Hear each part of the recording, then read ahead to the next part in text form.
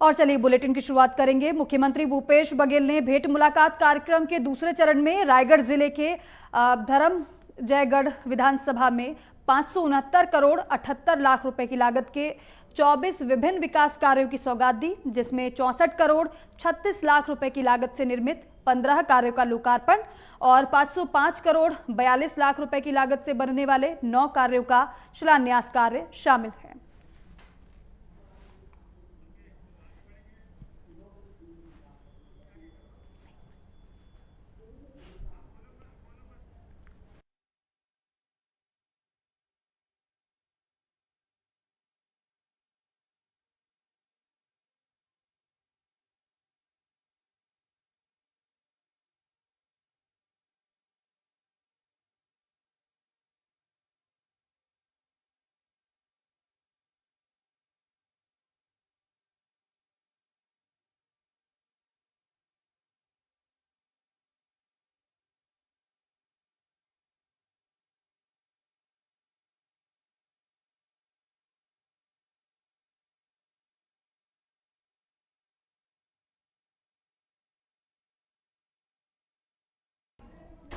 और रायपुर में मुख्यमंत्री निवास में पहुंचकर बस्तर दशहरा समिति के अध्यक्ष सांसद दीपक बैज ने सीएम भूपेश बघेल से मुलाकात की।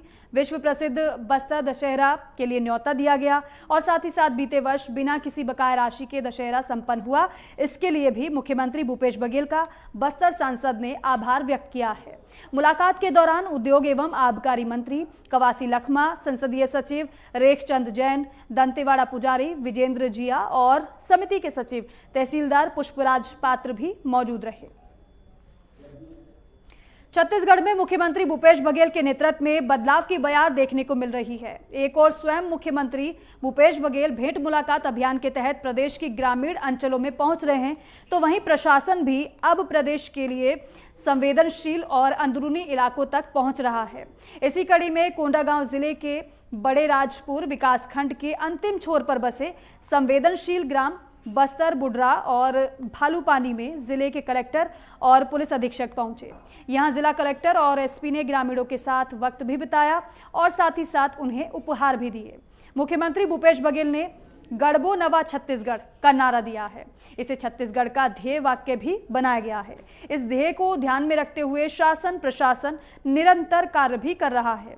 पहली बार जिले के कलेक्टर और पुलिस अधीक्षक को अपने बीच पाकर ग्रामीण काफी खुश नजर आए। उन्होंने राजीव मितान क्लब के सदस्य से भी मुलाकात करते हुए उन्हें ग्राम के विकास में योगदान देने के लिए प्रोत्साहित किया। अपने 2 दिवसीय प्रवास पर बस्तर पहुंचे स्वास्थ्य मंत्री टीएस सिंहदेव का कांग्रेस नेताओं ने भव्य स्वागत किया। स्वास्थ्य मंत्री का स्वागत करने पहुंचे नेताओं में ऐसे भी नेता शामिल हुए जो हमेशा सिंहदेव से दूरी बनाए रखते थे। वहीं कांग्रेसियों के द्वारा किए गए स्वागत को लेकर स्वास्थ्य मंत्री टीएस सिंहदेव काफी खुश नजर आए। पहले दिन स्वास्थ्य मंत्री ने डिमरापाल मेडिकल कॉलेज में पहुंचकर अस्पताल के सभी वार्डों का निरीक्षण किया। साथ ही साथ यहां मेडिकल कॉलेज के छात्रों से मुलाकात करने के साथ ही जिला प्रशासन के अधिकारी और स्वास्थ्य विभाग के स्टाफ और सभी डॉक्टर्स के साथ समीक्षा बैठक ली।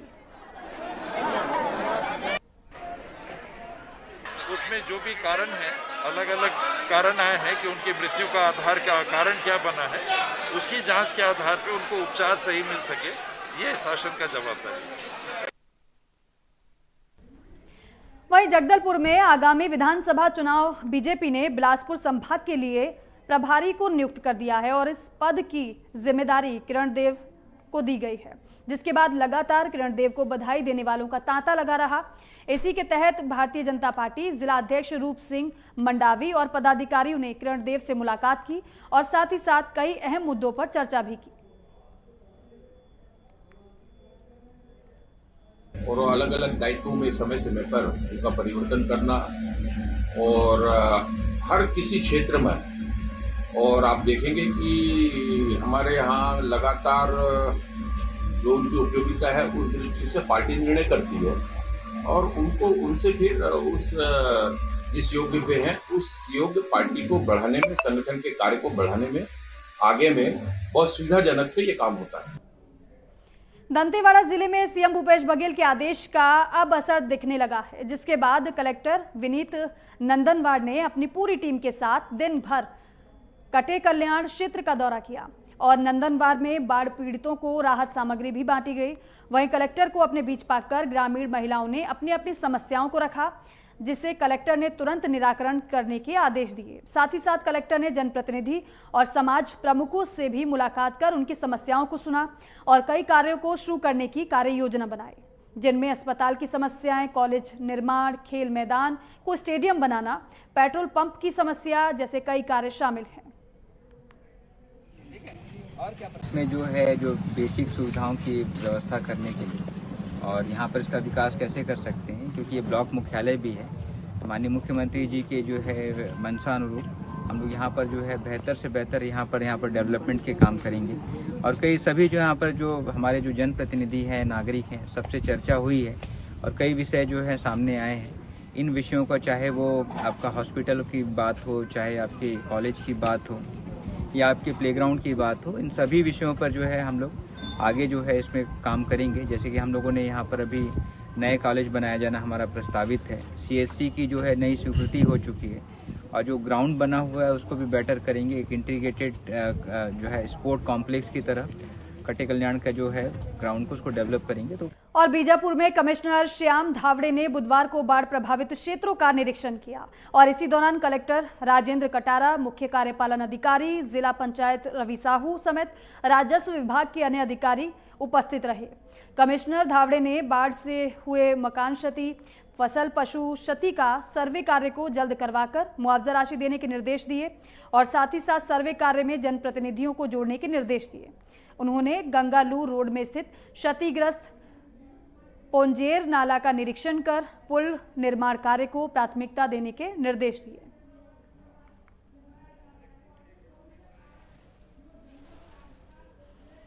बिलासपुर में सरपंच संघ के प्रदेश अध्यक्ष आदित्य उपाध्यक्ष के खिलाफ फर्जी शिकायत दर्ज करवाई गई है, जिसको लेकर आक्रोशित सैकड़ों की संख्या में लोगों ने कलेक्ट्रेट का घेराव किया और जमकर नारेबाजी करते हुए कलेक्टर को ज्ञापन सौंपा। इस बीच महिलाओं और पुरुषों की पुलिस से जमकर नोकझोंक हुई। वहीं जिला प्रशासन के आश्वासन के बाद संघ का आक्रोश कम हुआ और जो प्रदर्शन था वो खत्म हुआ। तो वहीं इस मामले में कलेक्टर सौरभ कुमार ने मामले की जांच किए जाने की बात कही है।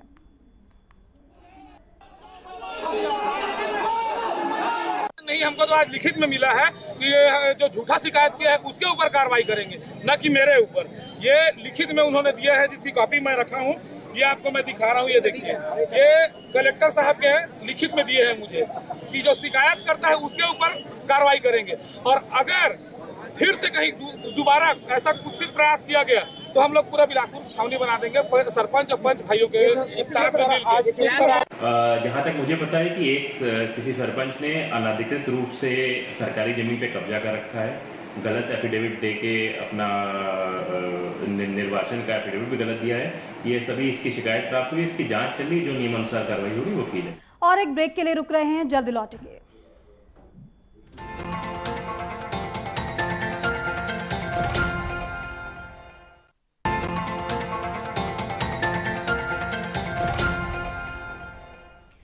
ब्रेक के बाद स्वागत है आप सभी का। बस्तर में वन कर्मचारियों के द्वारा ड्यूटी करते हुए मारे गए वन कर्मचारियों को श्रद्धांजलि दी गई है और वन मंडल कार्यालय में शहीद स्मारक पहुंचकर वन कर्मचारी और अधिकारियों ने मारे गए कर्मचारियों को याद किया और उनके परिवार को सम्मानित भी किया। बता दें कि बस्तर के जंगलों में वन विभाग के द्वारा ड्यूटी की जाती है और यही वजह है कि नक्सली कई बार अपहरण कर वन कर्मियों की हत्या कर देते हैं। अब तक नक्सलियों ने कुल 6 लोगों की हत्या की है। नक्सलियों ने पालनार, दोरनापाल, केतुलनाल और भैरमगढ़ और बीजापुर जिले में वन कर्मियों को की हत्या कर दी। आज मारे गए वन कर्मचारियों को श्रद्धांजलि अर्पित की गई। और आज 11 सितंबर पूरे राष्ट्र में वन शहीद दिवस के रूप में मनाया जाता है, जिसमें हमारे बीच जितने वन कर्मचारी वनों की सुरक्षा और शासकीय कर्तव्य निर्वहन में शहीद हुए हैं, उनकी याद में 11 सितंबर को वन शहीद दिवस मनाया जाता है। आज हम जो जगदलपुर वन वृत्त के अंतर्गत संभाग स्तरीय कार्यक्रम का आयोजन किया गया था, इसमें हमने जो हमारे जो वन शहीद जगदलपुर वनविद्युत के अंदर 6 लोग हुए थे, उनमें उनके जो परिवार के जो सदस्य हैं उनको हम सम्मानित करते हैं साल श्रीफल। धमतरी में यातायात शिक्षा अभियान के तहत केंद्रीय विद्यालय कुरूद और उच्च माध्यमिक विद्यालय छाती में यातायात कार्यशाला का आयोजन किया गया। इस दौरान यातायात डीएसपी ने छत्तीसगढ़ भाषा में छात्रों को यातायात नियमों और उनके करियर से जुड़ी खास जानकारी दी। और आपको बता दें कि पुलिस अधीक्षक के निर्देश पर लगातार यातायात पुलिस छात्र छात्राओं और आम जनता को यातायात नियमों की जानकारियां दे रही है। जिला धमतरी के शहर से लेकर कोड़े पार तक वहाँ पर जितने भी शासकीय स्कूल हैं उन सभी स्कूलों में हम लोग यातायात शिक्षा अभियान लगातार चला रहे हैं। और धमतरी से लेकर नगरी तक जहाँ पर जो स्टेट हाईवे है उसमें भी आगे चलाने का प्रोग्राम है। इसके तहत आज केंद्रीय विद्यालय कुरूद और छाती विद्यालय में हम लोग गए हुए थे। वहाँ पर लगभग छाती में 500 बच्चे और कुरूद में लगभग 150 बच्चे इसमें शामिल हुए। उनको यातायात के नियमों की बेसिक जानकारी दी गई कि रोड कैसे क्रॉस करना है, सिग्नल्स क्या क्या होता है, रोड साइन क्या होते हैं, रोड मार्किंग क्या होती है, हमें किन किन बातों का सावधानी रखना चाहिए। कोरबा के कटघोरा वन मंडल क्षेत्र में इन दिनों जंगली हाथियों का उत्पात देखने को मिल रहा है। क्षेत्र के पसान और केंदई, परला और कटघोरा वन परिक्षेत्र में इन दिनों 2 दर्जन से ज्यादा जंगली हाथियों का एक दल घूम रहा है। आलम तो ये हो गया है कि हाथियों का ये समूह इलाके में घुसपैठ कर आम लोगों में दहशत फैला रहा है। हाथियों से आम ग्रामीणों के बचाव और संपत्ति के नुकसान को रोकने के लिए वन मंडल अधिकारी प्रेमलता यादव और वन परिक्षेत्र अधिकारियों की अगुवाई में ठोस कदम उठाए जा रहे हैं। इसी कड़ी में कटघोरा वन मंडल के वन मंडल अधिकारी के निर्देश पर से केंदई वन परिक्षेत्र में दंतैल के समूह को काबू करने के लिए हाथी विशेषज्ञ की मदद ली जा रही है। इसके लिए केंदई वन परिक्षेत्र रेंज में प्रशिक्षण कार्यक्रम का आयोजन पड़ला में किया गया। शिविर में सरगुजा से पहुंचे हाथी विशेषज्ञ प्रभात दुबे की मदद ली जा रही है। आज कटघोरा वन मंडल के केंदई रेंज के पलरा एवं घोचापुर ग्राम पंचायत का प्रशिक्षण हाथी प्रबंधन एवं मानव हाथी संघर्ष रोकने और कम करने के उपाय के लिए यहाँ आयोजित किया गया। ग्रामीण बहुत उत्साह से हाथी प्रबंधन के गुण और सुरक्षा के उपाय को सीखे और उसको अपनाने के लिए इन्होंने जोर दिया। उज्जैन के तराना थाना क्षेत्र में चालक की लापरवाही के चलते स्कूली वाहन पलट गया। बता दें कि स्कूली वाहन के अंदर कई बच्चे बैठे हुए थे। जैसे ही वाहन रोड से नीचे उतरा इसी दौरान पलट गया, जिसके बाद राहगीरों ने तुरंत बच्चों को बाहर निकाला और साथ ही साथ मामले की जानकारी पुलिस को भी दी। सूचना मिलते ही पुलिस भी मौके पर पहुंची और घटना के बाद चालक मौके से फरार हो गया।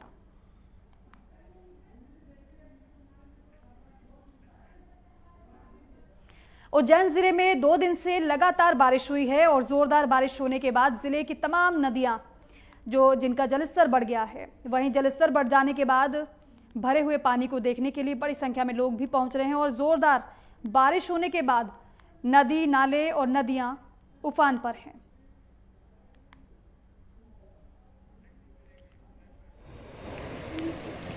उज्जैन जिले में भारी बारिश के बाद नदी नाले उफान पर हैं। अब ऐसे में जल भराव से लोगों को आने जाने में परेशानी हो रही है। जिले के महिदपुर थाना क्षेत्र में हुई जोरदार बारिश से नाला उफान पर आ गया और नाले को पार करते समय 2 युवक बह गए, जिसमें एक युवक की मौत हुई है, लेकिन समय रहते दूसरे युवक को स्थानीय लोगों ने बचा लिया। कोरबा में हिंदी दिवस के मौके पर पुलिस कप्तान संतोष सिंह की अगुवाई में खास तौर पर निजात अभियान चलाया गया। अभियान के तहत जिले के युवाओं को नशे से दूर रखने, साइबर क्राइम और यातायात नियमों के प्रति जागरूकता फैलाने की कोशिश की जा रही है। इसी क्रम में बिंजरा गांव के स्कूल में छात्रों को नशे के प्रति जागरूक करने के लिए अभियान चलाया गया। कार्यक्रम में थाना प्रभारी अश्वनी राठौड़, राजेश सिदार और शिक्षक मौजूद रहे। साथ ही साथ सभी को शपथ भी दिलाई गई।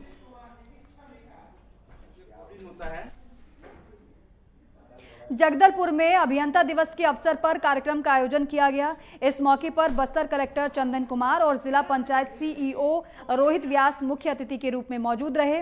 वहीं सर मोक्ष गुंडम विश्वेश्वरैया की मूर्ति पर माल्यार्पण कर इंजीनियर्स डे की शुरुआत की गई। कार्यक्रम में मौजूद वक्ताओं ने इंजीनियर के राष्ट्र और समाज निर्माण में योगदान को लेकर अपनी अपनी बातें रखी।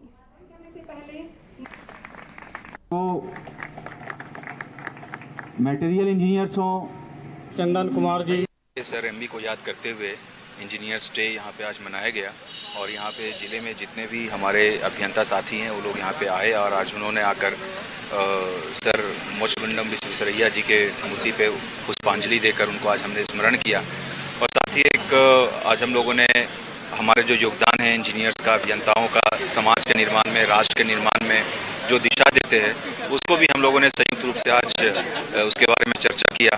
सर मोक्ष गुंडम विश्वेश्वरैया जी के जन्म दिवस पर हम सभी अभियंतागण यहाँ उपस्थित हुए और एक कार्यक्रम का आयोजन किया गया, जिसमें हम सब ने राष्ट्र के निर्माण के लिए, समाज के निर्माण के लिए हमने एक संकल्प लिया है कि हम सभी अभियंतागण और अच्छा कार्य करें।